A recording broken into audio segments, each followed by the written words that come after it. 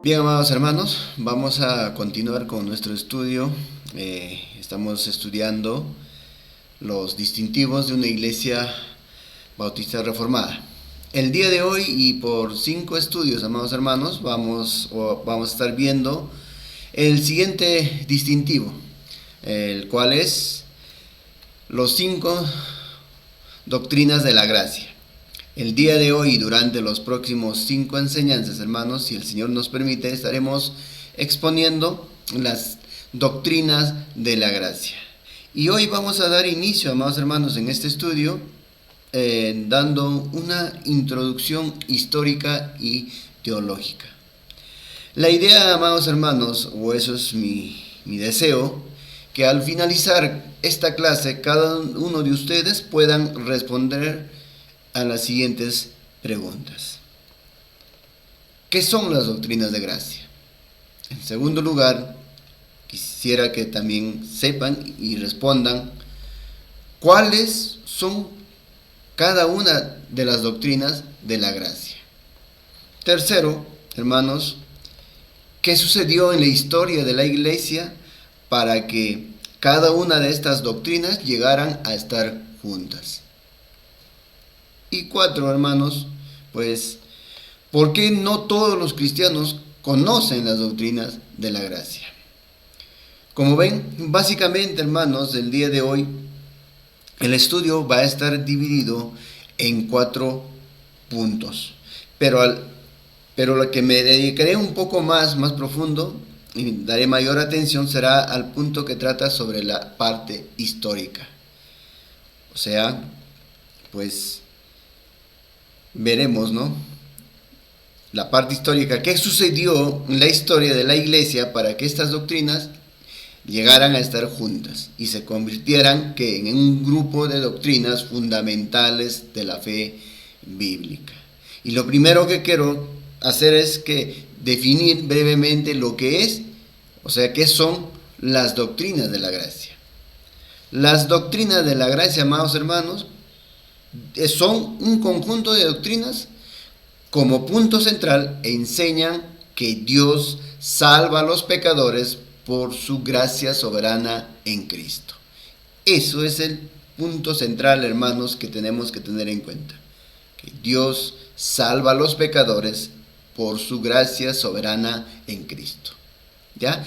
Eso es, hermanos. Entonces, las doctrinas de la gracia es un conjunto de doctrinas que como punto central enseñan que Dios salva a los pecadores por su gracia soberana en Cristo. En palabras breves, más breves, hermanos, y sencillas, las doctrinas de la gracia también tratan acerca de la soberanía de Dios en la salvación del hombre. Por eso, hermanos, que la médula de las doctrinas de la gracia es la soberanía de Dios en la salvación del hombre. Eso se centra, hermanos, estas doctrinas. Así como hemos visto también las 5 solas en la enseñanza anterior, también se centra en Dios. Eso es importante tener en cuenta, hermanos. Y como he dicho, las doctrinas de la gracia, hermanos, son un conjunto de doctrinas. Eso significa que hay varias doctrinas involucradas. Especialmente, o se conoce como 5 doctrinas. Y ahora, ¿cuáles son estas doctrinas? Algunos lo conocen, algunos quizás no.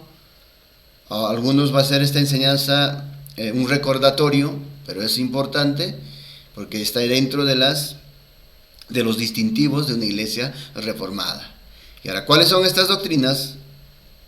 En primer lugar es la depravación total.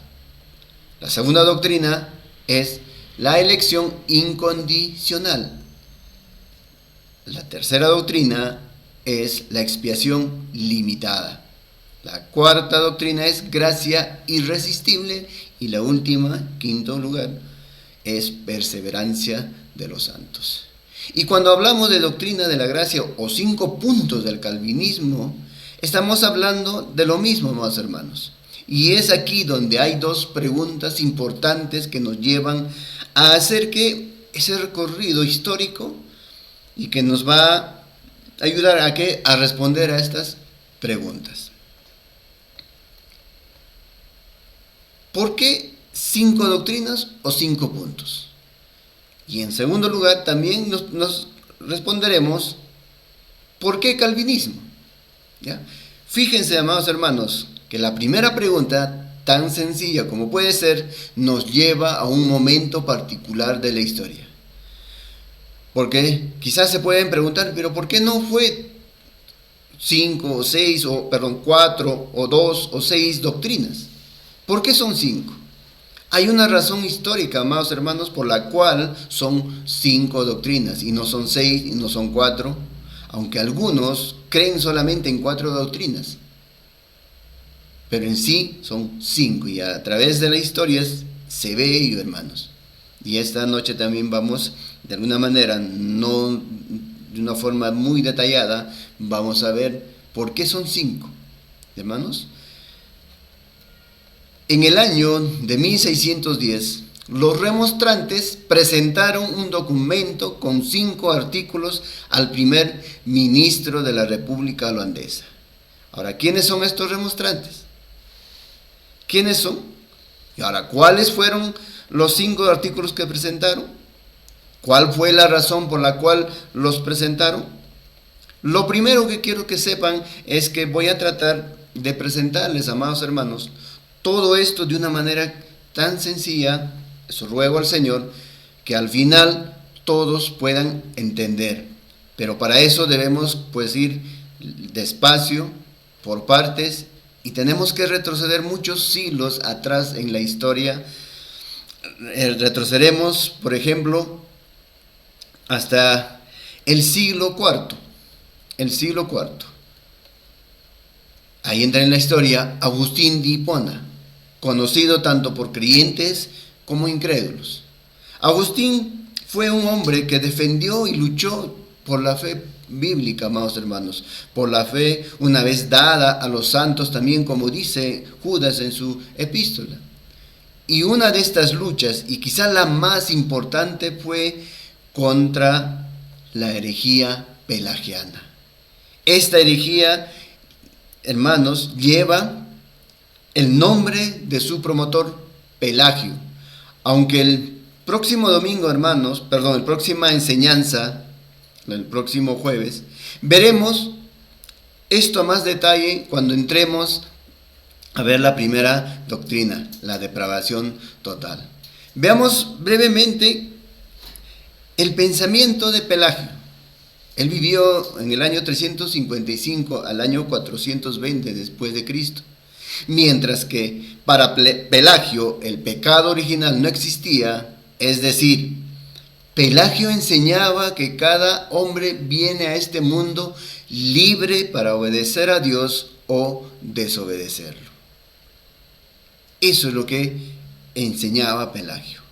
Pero Agustín de Hipona, que vivió en el año 354 al 430 después de Cristo, enseñaba, fundamentado en las Sagradas Escrituras, que después de que Adán pecó en el huerto del Edén, a partir de ese momento todos los hombres nacemos en un estado caído y no somos libres para obedecer a Dios, sino que nacemos esclavos del pecado y culpables delante de Dios. A lo largo de nuestras enseñanzas, de nuestra confesión que estamos llevando los domingos, estamos viendo lo más profundo, cuáles son las consecuencias de este pecado de Adán, lo atroz que fue la caída de Adán al pacto que hizo Dios con Adán, esa condescendencia que hizo Dios hacia el hombre para que por la obediencia de ese pacto pudiera pasar a un estado mejor de lo que se encontraba. Recordemos que Adán y Eva pues estaban en un estado perfecto, sin pecado, tenían la capacidad de cumplir, pero tristemente no obedecieron y cayeron. Adán, tal como fue creado por Dios, sí era libre para obedecer o desobedecer a Dios, pero luego que Adán peca, toda la raza humana peca con él, y por lo tanto entonces no nacemos en la misma condición de Adán antes de la caída, sino que nacemos con el pecado original. Pecado original. Ahora, ¿qué es pecado original? Pues son las consecuencias del primer pecado de Adán. Entonces, a partir de la caída de Adán, amados hermanos, todos los hombres nacemos inclinados solamente hacia el mal. Esta enseñanza de Agustín, a la luz de la palabra, es la enseñanza correcta, la enseñanza bíblica. Y la iglesia de entonces, en ese momento, amados hermanos, condenó al pelagianismo como lo que era. ¿Qué era? Pelagianismo igual herejía.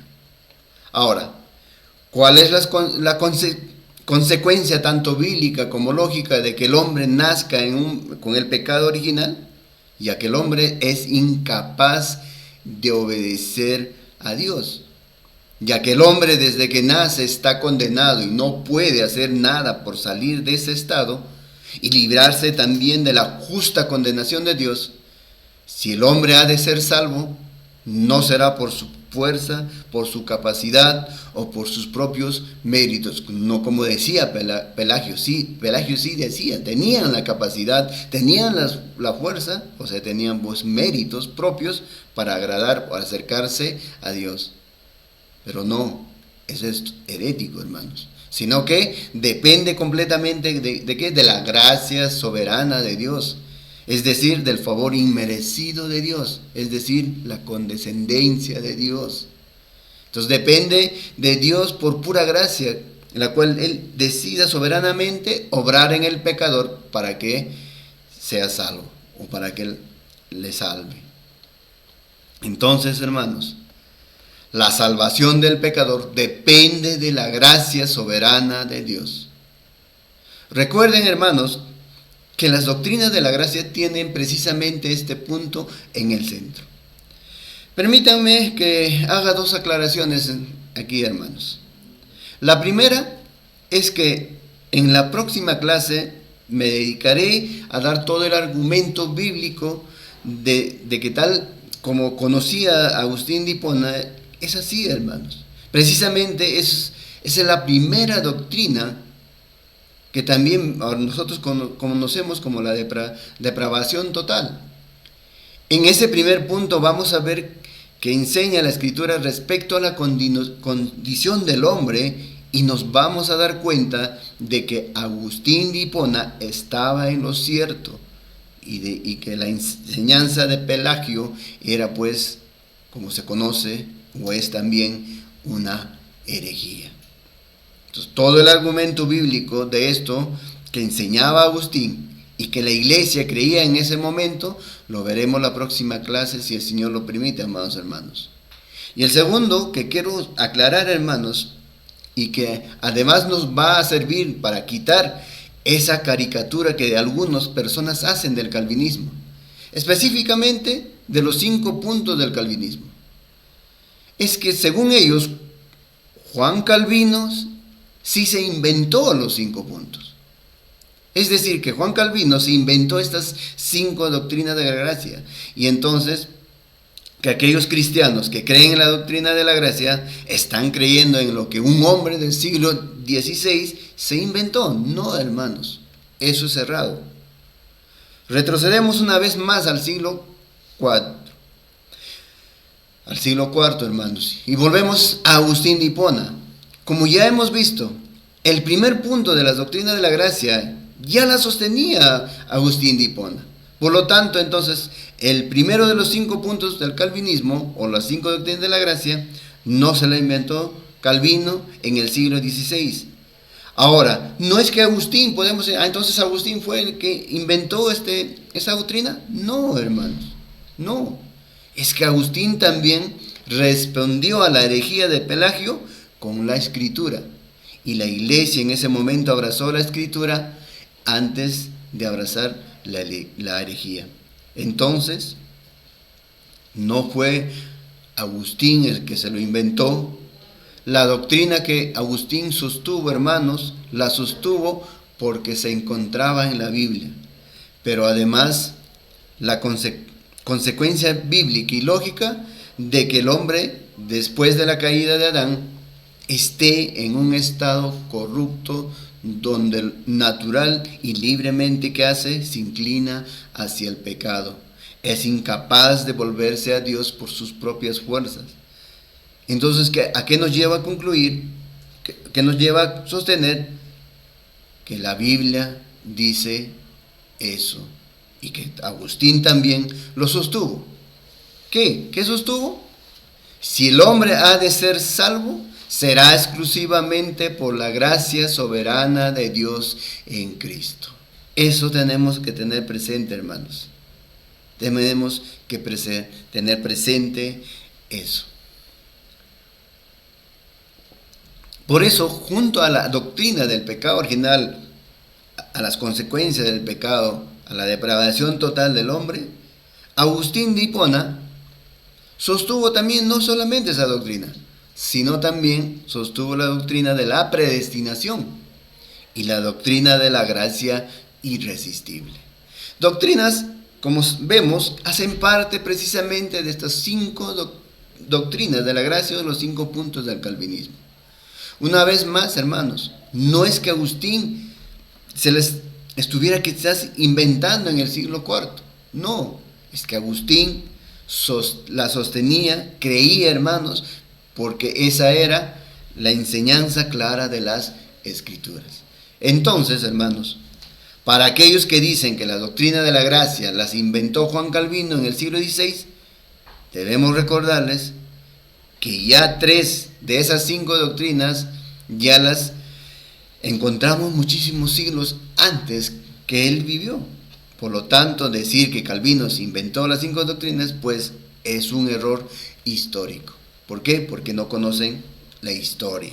Por eso es importante que comience, hermanos, viendo la historia, la introducción de la historia, para conocer por qué se llama también las doctrinas del calvinismo.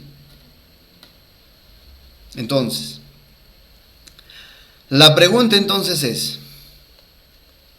¿por qué a la doctrina de la gracia se le conoce también como los 5 puntos del calvinismo? Si Calvino no se lo inventó esas doctrinas.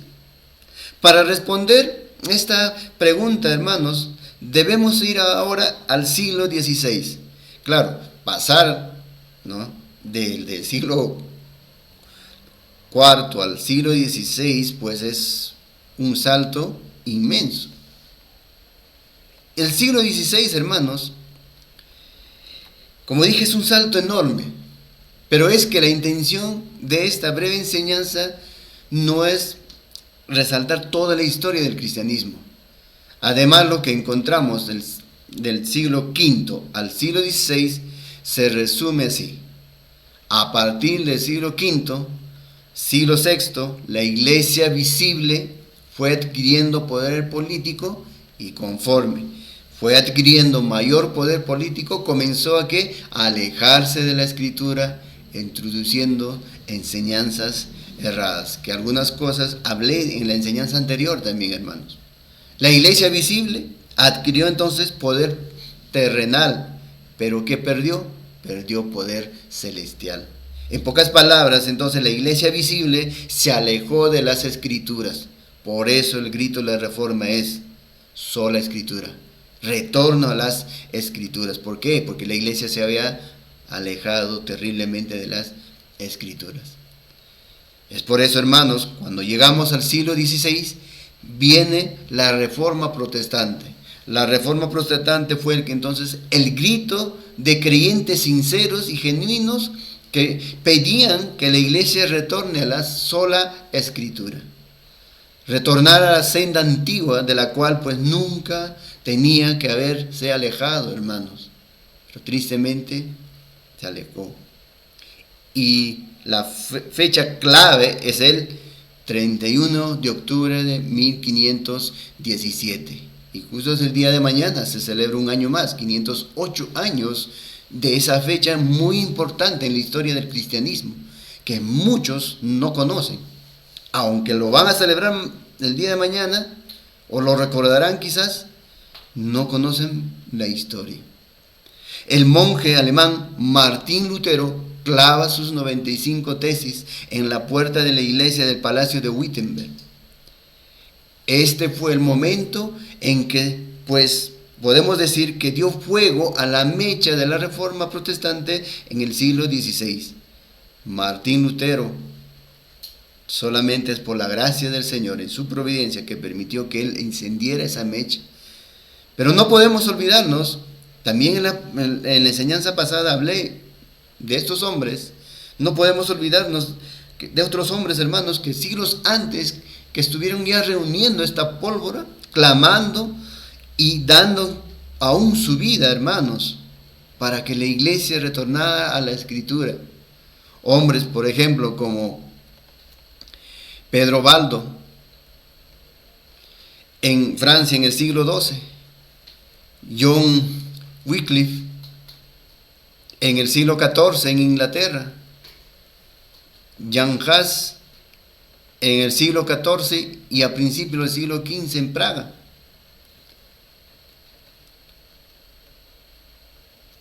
Girolamo Savonarola, que vivió en 1452 al 1495 en Italia a finales del siglo XV. El descontento entonces, hermanos, era evidente y se venía incrementando en varios lugares de Europa. El hambre, el deseo por la palabra de Dios, conforme pasaba el tiempo, se hacía más insoportable. Indudablemente era, hermanos, eso tenemos que entender, el Espíritu Santo de Dios obrando, despertando a su pueblo, a su iglesia, a estos hombres, para que pues vuelvan a la Escritura, hermanos. Es muy cierto que ni Jan Hus ni Savonarola prendieron la mecha. El turno le tocó en la providencia de Dios a Martín Lutero.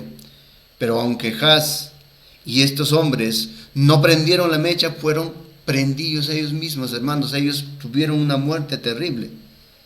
Aún fueron quemados con sus libros que ellos escribieron, fueron quemados en la hoguera.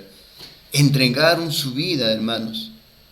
Jan Hus, por ejemplo, fue prendido vivo en una hoguera elevada en sus propios libros, mientras oraba por aquellos que lo quemaban, hermanos. Costó vidas, costó sangre, sí. Baldo y Wycliffe, Hus y Savonarola adquirieron entonces y reunieron entonces la pólvora que le costó sus propias vidas.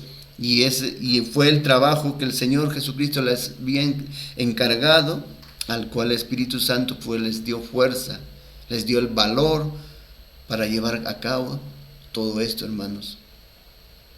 Y a Martín Lutero le corresponde que aprender esa mecha en el siglo XVI, el 31 de octubre de 1517. No se nos puede olvidar, hermanos, que como la Reforma Protestante fue el retorno de las Escrituras, ¿cuál creen ustedes que fueron las convicciones de Martín Lutero? Pues la misma que tenía Agustín de Hipona. Así como en el siglo IV Agustín enfrentaba a Pelagio, en el siglo XVI, hermanos, Lutero enfrentaba a Erasmo.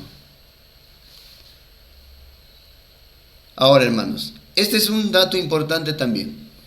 Al mismo tiempo que en Alemania Lutero encendía la mecha, otro hombre, pero en Suiza, llevaba convicciones similares de manera independiente, sin conocer todavía en ese momento a Martín Lutero. El nombre de ese hombre en Suiza era el rico Zwinglio. ¿Por qué Zwinglio, sin conocer a Lutero, tenía las convicciones similares a las del reformador alemán? Porque ambos, los dos, tanto Martín Lutero como Zwinglio, se fundamentaban en las Escrituras. De allí se elevaban las doctrinas que proclamaban, doctrinas, repito, semejantes a la de Agustín. La mecha se prendió entonces, hermanos. La Reforma Protestante estalló en gran parte de Europa y es donde aparece el reformador por excelencia, Juan Calvino, 1509-1564, en Noyon, Francia.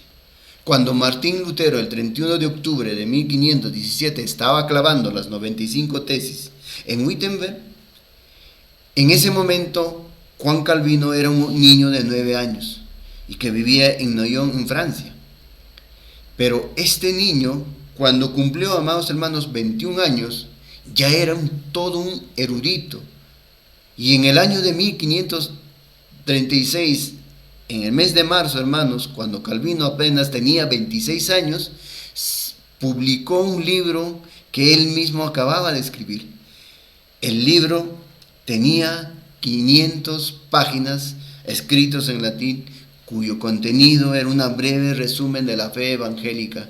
Ese libro llevaba por nombre de la institución de la religión cristiana, en 1536. Ese libro empezó a circular, la genialidad de Juan Calvino fue reconocida inmediatamente y su forma y su fama pues creció más y más, hermanos. Pero ojo con esto, hermanos. La genialidad de Juan Calvino no consistió en su originalidad. La genialidad de Juan Calvino consistió, hermanos, en su capacidad de unir, sistematizar y explicar lo que la Escritura enseñaba. Y lo que los creyentes piadosos de los primeros siglos de la iglesia, como Agustín, ya habían creído y enseñado, hermanos. Y lo último, lo que quería Juan Calvino era pues enseñar algo novedoso, algo que quizás podíamos pensar que se inventó él. No, hermanos. Su genialidad, repito, no consistió en la originalidad, sino en su capacidad de exponer las sagradas escrituras y sistematizar sus enseñanzas. ¿Para qué? Para instruir al pueblo de Dios. Este reformador francés, en el mismo año de 1536, se instalaría en la ciudad de Ginebra, Suiza, a petición también de Guillermo Farel, otro reformador, para que le ayudara a completar el trabajo de la reforma en la iglesia de esa ciudad, hermanos. Como ven, hermanos, la reforma protestante no solo estalló e invadió gran parte de Europa, sino que empezó a tomar forma, hermanos. Y eso entendamos que es la providencia del Señor. Empezó a adquirir cuerpo y gran parte de esto se debió, entre otros factores, a las sucesivas ediciones y ampliaciones de su institución de la religión cristiana que Juan Calvino escribió. Y también de allí, amados hermanos, que en Ginebra, Suiza, bajo la dirección de Teodoro Beza, otro reformador, Juan Calvino fundó en el año 1559 la Academia de Ginebra, la cual actualmente es la Universidad de Ginebra. Recordemos que todo este recorrido histórico, hermanos, tiene un propósito de llevarnos hasta Holanda al año 1610. Y hacia allá vamos, hermanos. Resulta que para que esa época las iglesias reformadas en el país, en los Países Bajos, se suscribían a dos documentos, uno publicado en el año 1561 y el otro publicado en el año 1563. Y estos documentos eran la Confesión de Fe belga de 1561 y el Catecismo de Heidelberg en 1563. Ambos documentos, hermanos, tenían y tienen el propósito de instruir al pueblo de Dios en la fe. Son exposiciones, hermanos, de las Escrituras redactadas en un lenguaje que aún los niños pueden entender, sobre todo el Catecismo de Heidelberg. Y además, están bellamente escritos, hermanos.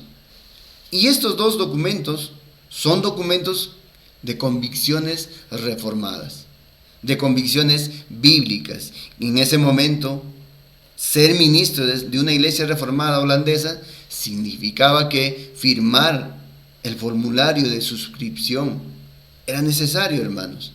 Firmar el formulario de suscripción era firmar un documento que prometía la adhesión tanto al Catecismo de Heidelberg como la Confesión de Fe belga, hermanos. En otras palabras, todo aquel que fuera ministro de Holanda confesaba que sus convicciones eran reformadas, que sus convicciones eran las mismas convicciones que se encontraban en estos documentos, convicciones calvinistas.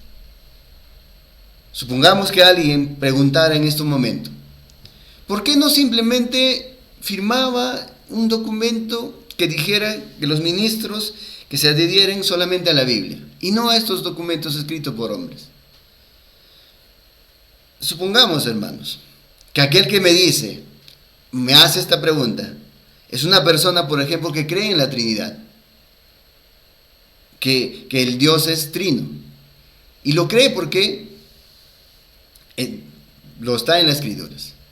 Pero se puede encontrar con otra persona que es un pentecostal unicitario, es decir, una persona que niega la doctrina de la Trinidad. Así que tenemos entonces frente a frente estas dos personas mirándose. Ambos tienen la misma Biblia en sus manos, ambos tienen la misma traducción, quizás la Reina Valera de 1960. El uno es trinitario y el otro es unicitario. Y los dos dicen, yo creo lo que dice la Biblia. El unicitario también dice, ¿no? Yo también creo en la Biblia. Pues bien, aunque ambos dicen, hermanos, que sus convicciones son convicciones de las Escrituras, el problema es que las convicciones de cada uno son muy diferentes y tienen diferentes confesiones de fe y adoran cada uno a diferente Dios, porque para uno Dios es un ser trino y para el otro no. De ahí entonces, hermanos, no basta con decir yo creo en la Biblia, sino que es necesario expresar lo que creemos en la Biblia. Y por la gracia de Dios, nosotros como Iglesia Bautista Reformada estamos adheridos a una confesión. No es nuestra autoridad, no, pero ahí está resumido lo que nosotros creemos. Esta es la importancia, hermanos, de los documentos históricos. Esta es la importancia de tener confesiones escritas, hermanos, y la importancia de que todo el que fuere a ser miembro de Holanda para esa época firmara un documento expresando que creía exactamente lo mismo que lo que creía la iglesia de esos tiempos. Muy bien. En el año de 1588, un hombre llamado Jacobo Arminio firmaría el formulario de suscripción y se convertiría en uno de los pastores de una de las iglesias reformadas de Ámsterdam. Pero conforme pasaba el tiempo, hermanos, este hombre, Arminio, comenzó a alejarse de la fe bíblica. Y esto se hizo público porque era evidente mientras exponía la carta a los romanos, a su congregación, que tenía interpretaciones alejadas de lo que decía el texto bíblico. Jacobo Arminio, hermanos, empezó entonces a socavar las doctrinas fundamentales por las cuales los reformadores tanto habían luchado y aún habían entregado sus vidas. En julio de 1607, otro teólogo de convicciones reformadas bíblicas envió una carta a varias iglesias advirtiendo que tanto Arminio como otros teólogos de convicciones arminianas pensaban o estaban proponiendo un sínodo para que tanto que la confesión de fe belga, a la cual también ellos firmaron, y el catecismo de Heidelberg fueran revisados y modificados. ¿Y especialmente en qué doctrinas? En estas doctrinas, hermanos. Doctrinas del pecado original, la libertad de la voluntad, la predestinación, la fe, la justificación, la santificación y la regeneración. En otras palabras, hermanos, lo que estaba proporcionando o lo que estaban proponiendo ellos era que se modificara la fe bíblica. 2 años más tarde, en 1609, Jacobo Arminio moriría de tuberculosis, pero sus falsas enseñanzas se habían apoderado de muchas personas. Y el 14 de enero de 1610, 43 ministros con convicciones arminianas redactaron un documento con 5 artículos. Estos hombres son los famosos remonstrantes, es decir, manifestantes. Pues a partir de ese momento empezó, amados hermanos, la lucha de la iglesia reformada holandesa, pero la lucha no solo se quedó ahí, sino se trasladó a la arena internacional, hermanos, pues el 25 de julio de 1618 se enviaron invitaciones a los principales reformadores de toda Europa para que enviaran a sus mejores teólogos para ayudar a resolver esta contienda. Así que el 25 de julio del año 1618, en la ciudad de Dordrecht, llegaron los mejores teólogos de la época, 58 teólogos holandeses más 26 teólogos de otros 8 países. Se dieron cita, hermanos, para responder a estos 5 artículos que presentaron los remonstrantes o los arminianos. Y el 12 de noviembre del año 1618 se dio apertura al sínodo de Dort. Y las palabras del presidente electo del sínodo, Johannes Bogerman, fueron: no utilizaré ninguna escritura humana, sino solo la palabra de Dios, que es una regla infalible de fe. Solo aspiraré a la gloria de Dios, a la paz de la iglesia y sobre todo a la preservación de la pureza de la doctrina. Entonces, desde el 12 de noviembre de 1618 y durante 154 sesiones hasta el 25 de marzo de 1619, los teólogos, hermanos, estuvieron reunidos respondiendo a los 5 artículos de los remonstrantes o arminianos. El 25 de marzo hasta el 16 de abril hubo 3 semanas de silencio mientras que estaban redactando estos cánones, estas respuestas, hermanos. Es decir, mientras que se redactaban las conclusiones y las respuestas de los teólogos calvinistas a los 5 puntos de los arminianos. 10 días después, el 26 de abril de 1619, los cánones fueron presentados a los estados generales, hermanos, y el 6 de mayo de 1612 se hizo la lectura pública de los mismos. Esta respuesta, entonces, a los arminianos se conoce como los cánones de Dort, los 5 puntos del calvinismo o las 5 doctrinas de la gracia.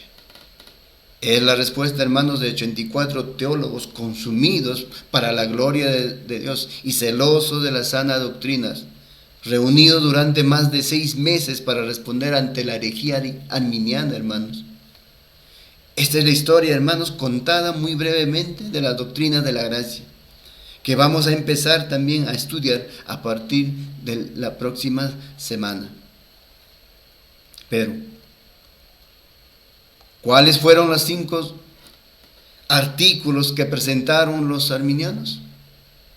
La podemos resumir de la siguiente manera, hermanos. Los arminianos afirmaron que 1. Elección condicional. Ya solamente con el título, hermanos, podemos entender que la elección de Dios es condicional, no como nosotros creemos que es incondicional. O sea, ¿qué postulaban ellos? Dios escogió a quien salvaría según su previo conocimiento de quién elegiría seguir a Cristo. Por eso que su elección es condicional, condicionado a la fe del hombre que elige seguir a Cristo. Esa es una de sus posturas, hermanos. En primer lugar, presentaron ellos esto: elección condicional. Número 2,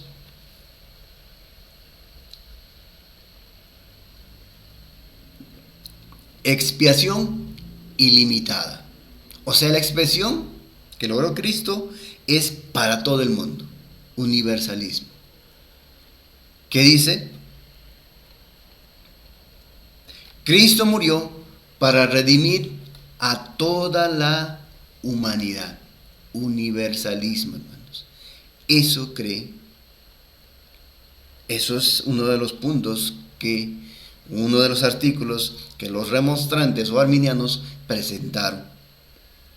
El número 3, libre albedrío o habilidad humana. Entendiendo, hermanos, que el libre albedrío, nosotros también creemos el libre albedrío, pero no en el sentido que los arminianos creían.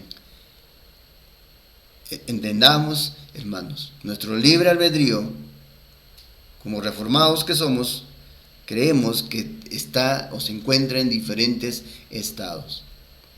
Estado de inocencia, solamente ¿quién? Adán y Eva.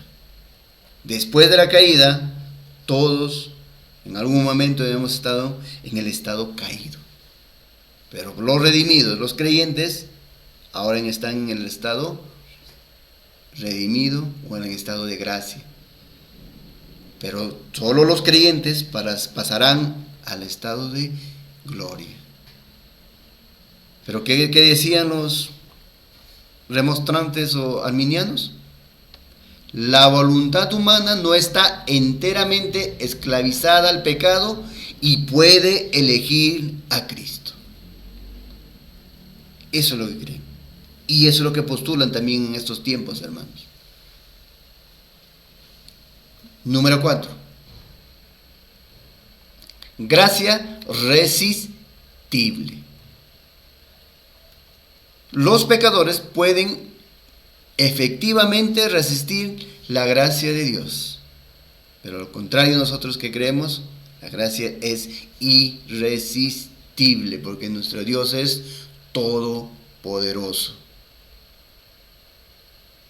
Y el quinto artículo, hermanos, la pérdida de la salvación.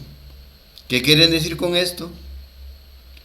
Que un hijo de Dios puede caer total y finalmente en condenación. O sea, hoy eres salvo, hoy tienes morando el Santo Espíritu en tu vida, tienes vida eterna, aunque ya no sería vida eterna, pero en algún momento tú puedes perder, puedes caer total y finalmente a condenación. O sea que el Espíritu Santo se va. Y eso es triste, hermanos. Mucha escritura hay para sustentar que no es así. Y lo vamos a ver cuando entremos a esa doctrina, hermanos. Entonces, estos fueron, hermanos, los 5 artículos que presentaron los remonstrantes o arminianos, hermanos. Como se dan cuenta, los arminianos ponen la salvación del hombre no en las manos de Dios, sino en las manos de los hombres. Finalmente, entonces, el hombre se salva, según los arminianos, no por la gracia soberana de Dios, sino por la elección libre de los hombres. Entonces, ¿quién se lleva la gloria en esta manera, en esta doctrina? El hombre. No solamente Dios, sino también el hombre. Cuidado, hermanos, cuidado de estar abrazando esas doctrinas.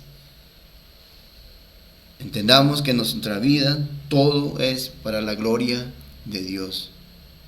El único que merece es Dios la gloria, hermanos.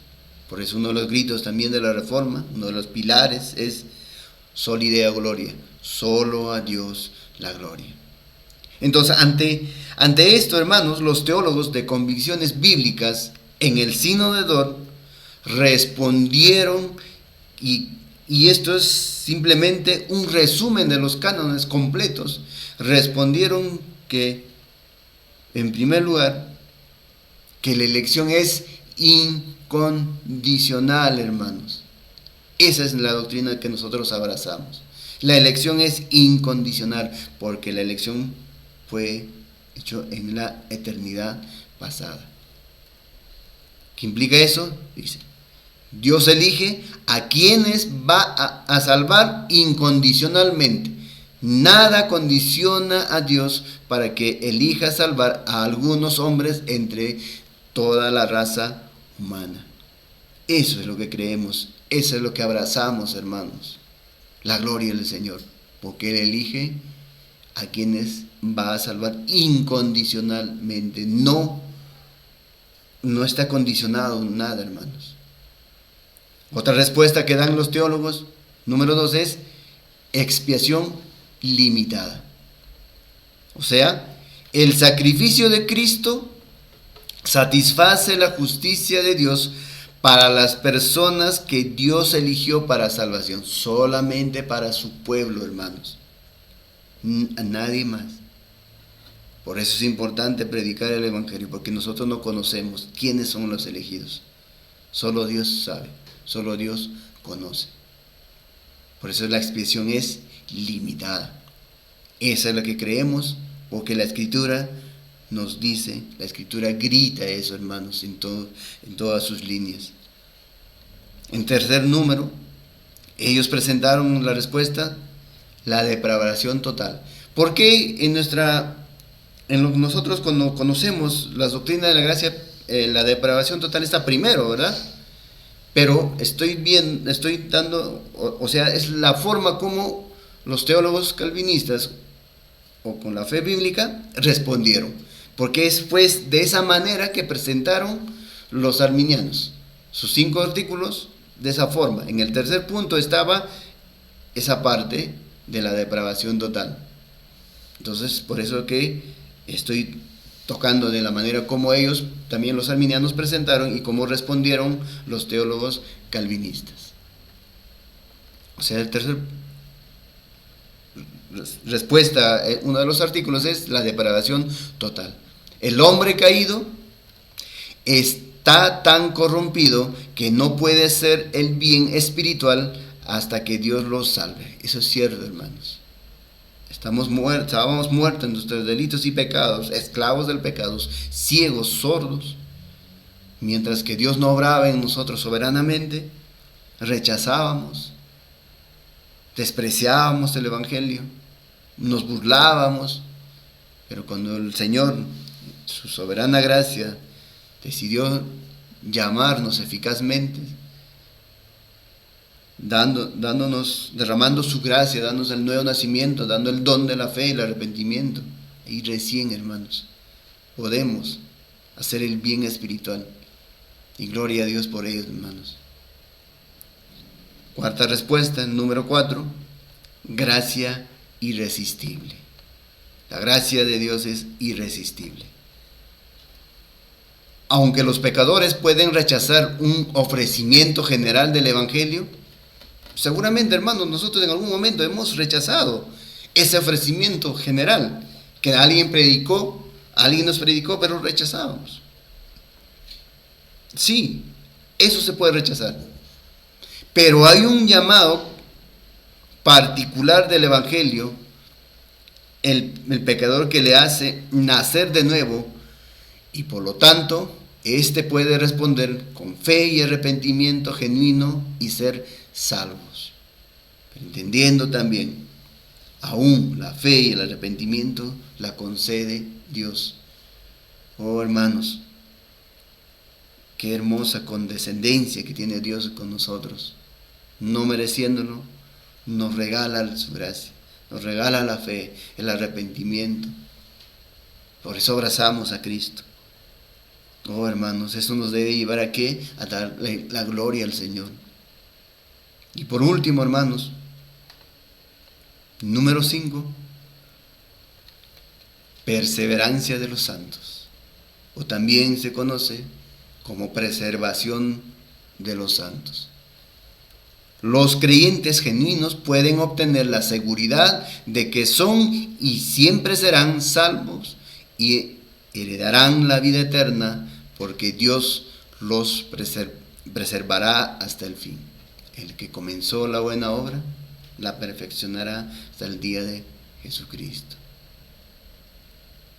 El sínodo de Dort, entonces, hermanos, no solo rechazó los puntos de vista de los remonstrantes o arminianos, sino que puso positivamente 5 cánones que articulan la teología reformada, la teología del calvinismo. Y a partir de la próxima semana empezaremos a ver estos puntos uno por uno, hermanos, con sustento bíblico. Esa es la fe bíblica, hermanos. Y quiero finalizar respondiendo la siguiente pregunta. ¿Por qué la mayoría de las iglesias cristianas en Latinoamérica son arminianas, incluso sin darse cuenta? Primero, hermanos, porque se desconoce la Biblia. La Biblia o la iglesia cristiana ha hecho o ha dicho, hermanos, que prefieren seguir dictados del Espíritu Santo y que no se necesita leer tanto la Biblia. ¿Eso qué? Los ha llevado, hermanos, a un desconocimiento de la misma palabra de Dios. Desconociendo de que el Espíritu Santo obra con la palabra de Dios. Por supuesto, nadie puede ser guiado por el Espíritu Santo a menos que esté lleno de la Escritura. Y eso implica ser lleno del Espíritu Santo, hermanos. La palabra de Cristo dice que more en abundancia en vuestros corazones. Entonces el Espíritu Santo nos guía por medio de la Biblia, por medio de la palabra de Dios, no aparte de ella, hermanos. Por eso, el principal medio de gracia es la palabra de Dios. Segundo, hermanos, porque la iglesia cristiana latinoamericana desconoce su propia historia. Por eso, como dije, es curioso que el día de mañana muchos van a celebrar, van a recordar. Mañana 31 de octubre van a recordar a Lutero, van a recordar la Reforma Protestante, van a mencionar a Lutero, pero hasta ahí llegan, hermanos. No van a la historia, no ven qué doctrinas abrazaron. Desconocen las doctrinas centrales por las que Lutero y luego el resto de los reformadores lucharon, hermanos. Y tercero, hermanos, porque la gran mayoría de los pastores se han dedicado a enseñar desde los púlpitos que las visiones que Dios supuestamente les ha dado, y en lugar de exponer la Biblia, ¿qué hacen? Como dijo Spurgeon, han utilizado los púlpitos para entrenar a las cabras, en vez que alimentar a las ovejas. Por eso, hermanos, siempre nuestra oración debe ser de que el Señor, en su gracia, pues abra el entendimiento de aquellos que siguen en una doctrina errada, hermanos, que no buscan la sola gloria de Dios. Nuestra oración debe ser ello, amados hermanos. Y sea el Señor también guiándonos con estas enseñanzas que vamos a tener durante 5 jueves que vamos a tener de la próxima semana. Podamos, amados hermanos, comprender estas gloriosas doctrinas, hermanos. Lo que hace es, pues, glorificar a Dios, exaltar la soberanía de Dios en cuanto a nuestra salvación.